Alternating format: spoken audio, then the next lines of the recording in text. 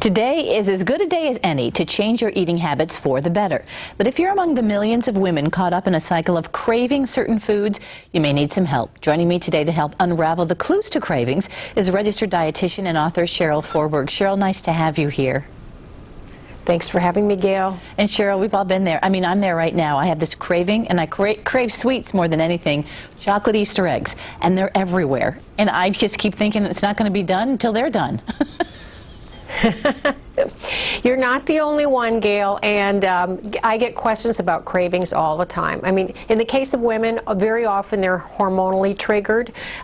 Sometimes our body is simply telling us that we're missing a particular nutrient or vitamin, but more often than not, our cravings are triggered by our emotions. We're all emotional eaters. Sometimes we eat when we're sad, when we're happy, when we're stressed, and if we continue to do that and it gets a little bit out of control and possibly leads to weight gain, you need to stop and ask yourself, am I really hungry? Okay, that's the first clue in starting to curb those cravings, I guess, is to look at the fact of if you're really hungry or if it's just a habit that you're putting this in your mouth. That's right. That's right. And, you know, the next step is really focusing on what I like to call the 3 pillars of health for a healthy and balanced lifestyle. And that includes having a regular eating plan with a healthy diet, including vitamins or supplements, and having a regular exercise routine and making that a priority, because with those 3 pillars in place, you've got a great baseline for a healthy lifestyle. How do we stop the cravings, though? Do we give in to them just a little bit, or does that make it even worse? No, I think it's important every now and then to indulge and to not feel guilty about it.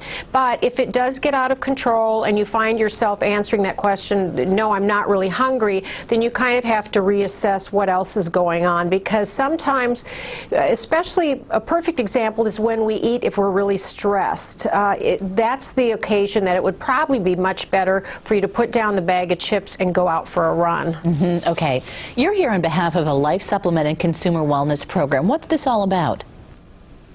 Sure. I teamed up with a Life Supplemented campaign to help people find a starting point about getting back on track to wellness. You know, as a nutritionist for The Biggest Loser, people are always so inspired by the show. They want to have a healthier lifestyle. They don't know where to begin. So I like to go to the lifesupplemented.org website and ask people to take a little quiz called My Wellness Scorecard.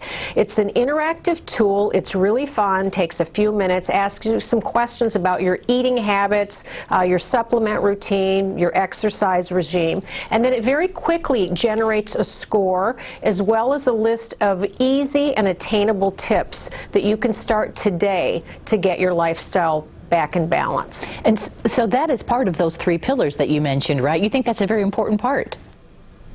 Absolutely. It's really important. And it doesn't matter how much you do each day in the beginning. It's all about small steps, trying to find things that are tailored to you, finding exercise that works for you, finding the right meal time for you, snacking, all of those things. It's very personalized, but that way it's sustainable.